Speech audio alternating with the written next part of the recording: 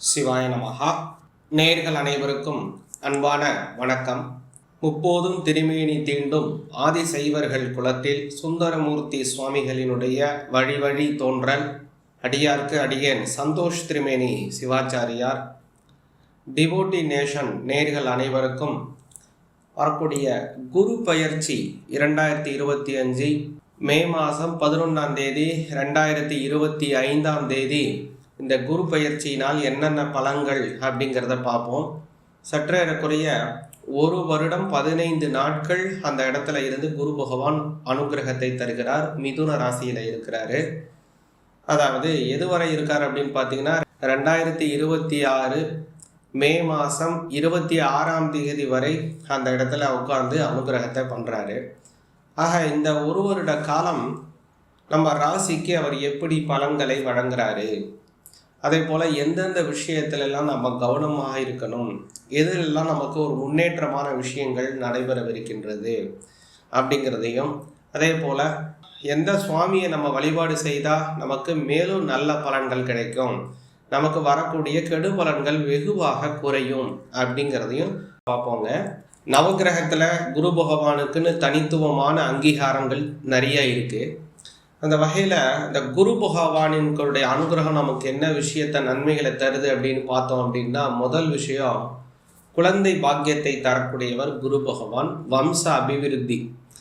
இந்த உலகங்கிறது சூரியனும் சந்திரனும் இந்த பூமிக்கு எத்தனை காலம் ஒளியை தந்து கொண்டு இருக்காங்களோ அத்தனை காலம் இந்த பூமியினுடைய இயக்கம் அப்படிங்கிறது நடைபெற்று கொண்டே இருக்கும் அப்படிங்கிறது தான் பெரிய பெரிய ஆன்றோர்களினுடைய கூற்றாகவும் ஞானிகளினுடைய கூற்றாகவும் இருக்கு. இப்போ அடுத்த விஷயம் என்ன அப்படின்னா, இந்த பூமி இயங்கி கொண்டு இருக்கும் வரையில நம்மளுடைய இரத்த சம்பந்தமான உறவுகள், நம்மளுடைய குழந்தைங்க, பையன், பேரன், அவங்களுடைய சந்ததி, அவர்களோட சந்ததி எப்போதுமாக நம்மளுடைய சந்ததிகள் இந்த உலகத்திலே ஜீவித்து இருக்க வேண்டும் அப்படிங்கிறது தான் எல்லோருக்குமான ஒரு ஆசையாக இருக்கு இல்லைங்களா? இது மனிதர்களுக்கு மட்டும் இல்லைங்க, சாதாரணமாக இருக்கக்கூடிய ஒரு புல், பூண்டு, மிருகம், வெருகம், பறவை, பாம்பு, பட்சிகள், இது மாதிரி இந்த உலகத்தில் இருக்கக்கூடிய எல்லா விதமான ஜீவராசிகள், சிவபுராணத்தில் மாணிக்க வாசகர் சொல்கிறாரு, புல்லாய் பூண்டாய் புழுவாய் விருகமாய் பறவையாய் பாம்பாகி கல்லாய் மனிதராய் பேயாய் கணங்களாய் அசுரராய் முனிவராய் தேவராய் செல்லா நின்ற இத்தாவர சங்கமத்துள் எல்லா பிறப்பும் பிறந்திழைத்தேன் அப்படின்னு சொல்றாரு. அதனால இந்த உலகத்துல இருக்கக்கூடிய எல்லா விதமான ஜீவராசிகளுக்கும் இருக்கக்கூடியதான ஒரு ஆசை என்ன அப்படின்னா, இந்த உலகத்துல நம்ம எப்போதும் வாழ்ந்து கொண்டே இருக்க வேண்டும், அல்லது நம்மளுடைய சந்ததிகள் இந்த உலகத்துல வாழ்ந்து கொண்டே இருக்கணும் அப்படிங்கிற அந்த ஆசை. அந்த ஆசையை, அனுகிரகத்தை நமக்கு பூர்த்தி செய்யக்கூடியவர் யார் அப்படின்னு பார்த்தீங்கன்னா குரு பகவான் தான். அந்த குரு பகவான் அனுகிரகம் இருந்தால்தான் நம்மளுடைய ஜெனரேஷன், ஒரு ஜெனரேஷன், நெக்ஸ்ட் ஜெனரேஷன், அடுத்த ஜெனரேஷன் அப்படின்னு நம்மளுடைய சந்ததிகள் அபிவிருத்தி ஆக முடியும். அதனால அந்த குரு பகவான் அப்படிங்கிறவர் ஒரு முக்கியமான காரண கர்த்தாவாக இருக்கக்கூடியவர். ஒரு வீடு அப்படின்னு எடுத்துக்கிட்டோம்னா அதில் ஒவ்வொரு இடத்துலையும் இந்தந்த பகுதியில்தான் தான் இந்தந்த ரூம் இருக்க வேண்டும், இந்தந்த அறைகள் இருக்க வேண்டும், சமையற்கட்டு இருக்க வேண்டும், இந்த இடத்துல படுக்கை அறை இருக்கணும், இந்த இடத்துல கூடம் இருக்க வேண்டும், இந்த இடத்துல நீர் தேக்கம் இருக்க வேண்டும் அப்படிங்கிற ஒரு நிர்ணயம் இருக்கு. இதற்கு வாஸ்து சாஸ்திரம் அப்படின்னு பேர். இந்த நிர்ணயத்திற்கு மாறாக சில விஷயங்கள், ஜலத்தின் ஓட்டம் மேல் பகுதியிலேருந்து கீழ்ப்பகுதியை நோக்கி வருது அப்படின்னா அந்த மேல் பகுதியாக இருக்கக்கூடியது நெய்ருதி மூலையாக இருக்க வேண்டும், கீழ்ப்பகுதியாக இருப்பது ஈசான பாகமாக இருக்க வேண்டும், அக்னி பாகத்திலே சமையல் கட்டு இருக்க வேண்டும், நெய்ருதி பாகத்தில் இது மாதிரி படுக்கை அறை இருக்க வேண்டும், அல்லது அந்த இடத்துல முக்கியமாக நம்ம முக்கிய கஜானாக்களை அங்கே வைக்க வேண்டும். இது மாதிரியான சில விஷயங்கள், நிர்ணயங்கள் இருக்குது. இந்த மாதிரியான நிர்ணயத்திலிருந்து அது மாறி இருக்கும் போது அதற்கு என்ன ஆகுதுன்னா வாஸ்து தோஷங்கள் அப்படிங்கிறது ஏற்படுதுங்க.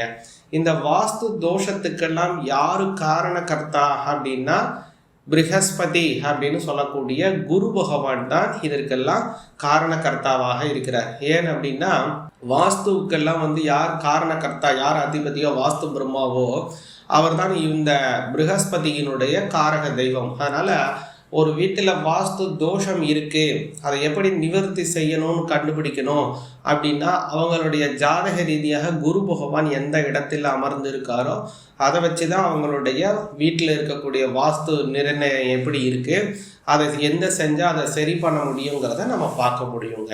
குரு பகவான் அப்படிங்கிறவர் வாஸ்து சம்பந்தப்பட்டமான சில முக்கிய விஷயங்களுக்கும் ஒரு முக்கிய காரணகர்த்தாவாக இருக்கிறாரு.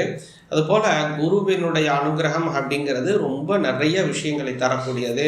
குழந்தைகளுக்கு ஆடல், அப்புறம் பாடல், சங்கீதம், வாத்திய கருவிகளை இசைக்கிறது, ஸ்போர்ட்ஸில் ஒரு பெரிய ஆளாக வர்றது, ஜிம்னாஸ்டிக்ஸு, அத்லெட்டிக்ஸு, அதே மாதிரி ஒரு பெரிய சாம்பியனாக வர்றது, கோல்டு மெடல் வாங்குவது, அது மாதிரி ஒரு பெரிய போட்டியிலலாம் வெற்றி பெறுவதற்கு எல்லாத்துக்குமே குரு பகவானினுடைய அனுகிரகம் வேண்டும். ஒரு கலையை நாம் கற்றுக்கொள்ள வேண்டும் அப்படின்னாலும் அதற்கு ஜாதக ரீதியாக குரு பகவானினுடைய அனுகிரகம் அவங்களுக்கு இருந்தால்தான் அது முடியும். ஆக அந்த குரு பகவான் ரொம்ப முக்கியமான காரணகர்த்தா. அவருடைய அனுகிரகம் நமக்கு எப்படி கிடைக்குதுங்கிறத தெளிவாக பார்ப்போம். இந்த குரு பயிற்சினால் என்னென்ன மாற்றங்கள் நடக்க போகுது, எதையெல்லாம் நாம் செய்ய வேண்டும் அப்படிங்கிறத கொஞ்சம் விரிவாக பார்ப்போம். மிதுன ராசிக்கு உங்களுக்கு இந்த குரு பயிற்சி பலன் எப்படி இருக்குங்கிறத விரிவாக பார்ப்போங்க. மிதுன ராசிக்கு பார்த்தீங்க அப்படின்னா உங்களோட ஜென்மஸ்தானத்துக்கு தாங்க குரு வராரு. போன வருஷமும் கொஞ்சம் சரியில்லாத இடத்துல தான் இருந்தார், 12ஆம் பாவத்தில் இருந்தார் உங்களுக்கு. இப்போது 12ஆம் பாவத்தில் இருந்து மாறி இப்போ உங்களுடைய ஜென்மஸ்தானத்திலே உட்காந்துட்டாரு. ஜென்ம குரு வனவாசமாச்சே அப்படிலாம் சொல்கிறாங்களே, இதை செய்யக்கூடாது அதை செய்யக்கூடாது அப்படிலாம் பயமுறுத்துறாங்களே, அப்படிலாம் ஒன்றும் கவலைப்படாதீங்க. என்னென்ன விஷயங்களில் நன்மைகள் இருக்குங்கிறத முதல்ல பார்த்துருவோம். அப்புறம் எதுலெல்லாம் நீங்கள் கவனமாக இருக்கணும் அப்படிங்கிறதையும் இதில் பார்த்துருவோம். ஏன்னா குரு பகவான் அப்படிங்கிறவர் இருக்கிற இடத்துல கொஞ்சம் கெடுக்கிற மாதிரியும் பார்க்குற இடத்துக்கு கொடுக்குற மாதிரியான அனுகிரகத்தில் இருப்பார் அவர். அதனால் உங்களை இருக்கிற இடத்துல இருக்கிறதுனால கொஞ்சம் சில விஷயங்களை தாமதம் செய்வார். இருந்தாலும் கூட உங்களோட ஸ்தானத்தில் இருந்தால் அவர் பார்க்குற இடம், உங்களோட வீடுகளை, சில முக்கிய வீடுகளை அவர் பார்க்குறாரு. அது பார்க்கறதுனால பார்த்தீங்கன்னா அது ரொம்ப நல்ல பலனை தரும்படியான அமைப்பைத்தான் அவர் செய்வார். முதல் விஷயமா அவருடைய பார்வைங்கிறதுனால ஏற்படக்கூடிய நன்மைகளை முதல்ல உங்களுக்கு பார்ப்போம். மிதுன ராசிக்காரங்களுக்கு முதல்ல உங்களோட சமசப்தமம்னு சொல்லக்கூடிய 7ஆம் பாவத்தை அவர் பார்க்குறாருங்க. உங்களோட 7ஆம் பாவத்தை அவர் பார்க்கறதுனால உங்களுக்கும் உங்களுடைய வாழ்க்கை துணைவருக்கும் பரஸ்பரம் நல்ல அன்பு ஏற்படும். அதாவது உங்களுக்கும் உங்களுடைய வாழ்க்கை துணைவருக்கும் ஏதாவது பிரச்சனை இருக்குது, அல்லது ஏதோ ஒரு மனஸ்தாபத்தினால 2 பேரும் பிரிஞ்சு இருக்கீங்க, அல்லது தொழில் நிமித்தமாக வேலைக்கு போகிறதுக்காக நீங்கள் வெளிநாட்டில் இருக்கீங்க, உங்களுடைய வாழ்க்கை துணைவர் வேறு ஒரு நாட்டில் இருக்காங்க, இல்லை கருத்து ரீதியாக 2 பேரும் பிரிஞ்சு இருக்கீங்க, ஏதோ ஒரு சம்பந்தமாக பிரிஞ்சு இருக்கீங்க, ஒன்று சேருவதற்கான வாய்ப்புகள் சூழ்நிலைகள் உருவாகாமல் இருக்கு அப்படின்னா இப்போ இந்த குருவினுடைய பயிற்சி காலம் நிச்சயமாக உங்களுக்கும் உங்களுக்கு வாழ்க்கை துணைவருக்கும் இருக்கக்கூடிய பரஸ்பரம் நல்ல அன்பை வெளிப்படுத்தி விட்டுருவாரு. அதனால் 2 பேரும் ஒன்று சேரக்கூடிய அமைப்பை உருவாக்கிடுவாருங்க. அதனால் ஒரு நல்ல அமைப்பை உருவாகுது. அதே மாதிரி ரொம்ப நாளாக கல்யாணம் ஆகாமல் இருந்தீங்கன்னா கூட உங்களுக்கு கல்யாணம் ஏற்படக்கூடிய வாய்ப்பையும் குரு பகவான் உருவாக்குவார் சமசப்தமத்தை பார்க்கறதுனால. இது ஒரு பெரிய ப்ளஸ் உங்களுக்கு ஏற்பட போகுதுங்க. அப்புறம் உங்களோட 5ஆம் பாவத்தை பார்க்குறாரு. 5ஆம் பாவம் அப்படிங்கிறது தெய்வ அனுகிரகத்தை பெறக்கூடிய ஒரு முக்கிய ஸ்தானம் 5. அதற்கு பாக்கியஸ்தானம்னு பேர், பூர்வ புண்ணியஸ்தானம் அப்படின்லாம் பேர். குழந்தைகளை தரக்கூடிய புத்திரஸ்தானம் அப்படின்னும் பேர் இருக்கு. அதனால் குழந்தை இல்லாமல் இருக்கிறவங்களுக்கு குழந்தைகள் பிறக்கிறது.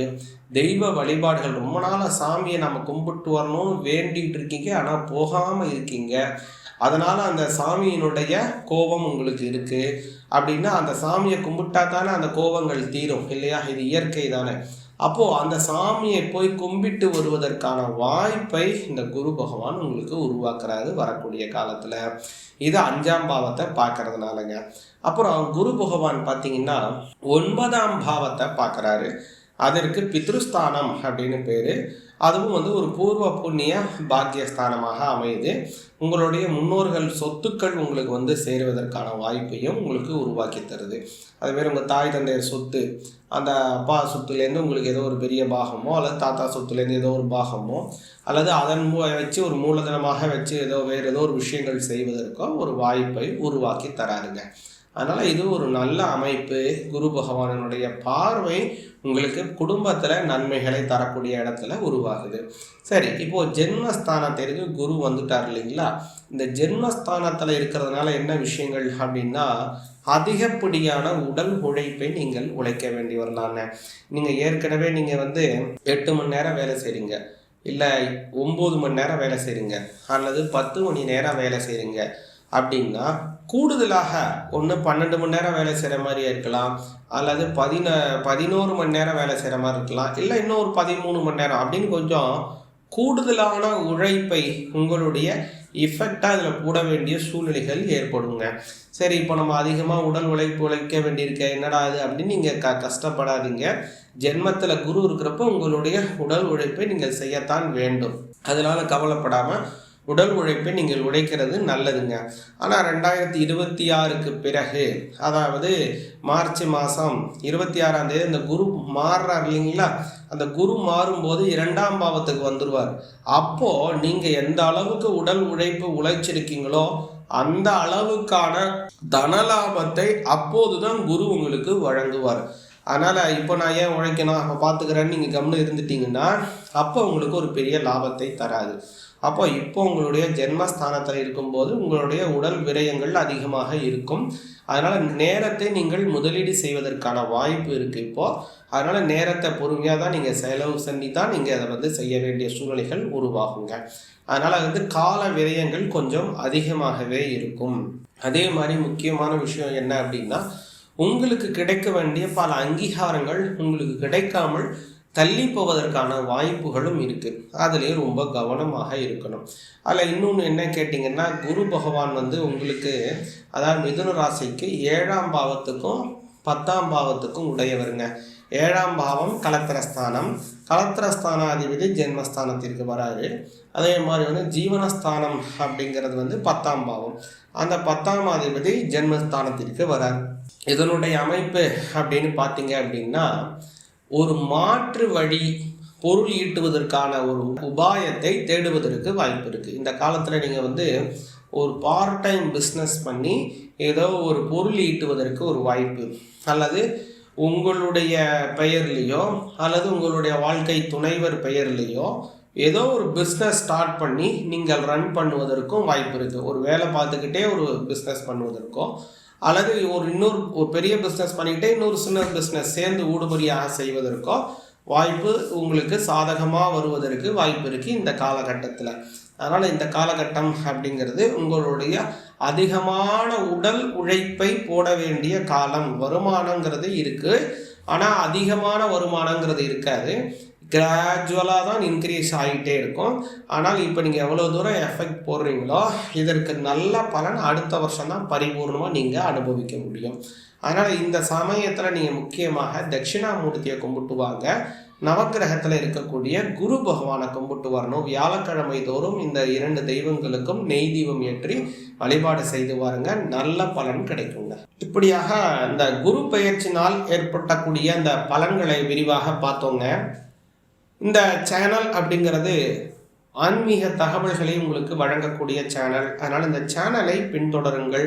போடக்கூடிய வீடியோஸ் எல்லாமே ஆன்மீகம் சம்பந்தப்பட்டமான வீடியோஸ். இந்த சேனலுடைய வீடியோஸ் உங்களுக்கு உடனுக்குடன் கிடைப்பதற்கு இந்த பெல் பட்டனை அமுக்குங்க. அடியனுடன் உங்களுடைய ஜாதகம் சம்பந்தமான சந்தேகங்களை கேட்டு தெரிந்து கொள்வதற்கு கீழ்காணும் நம்பரில் வாட்ஸ்அப் மூலம் எளிய முறையில் தொடர்பு கொள்ளுங்கள். சிவாய நமः.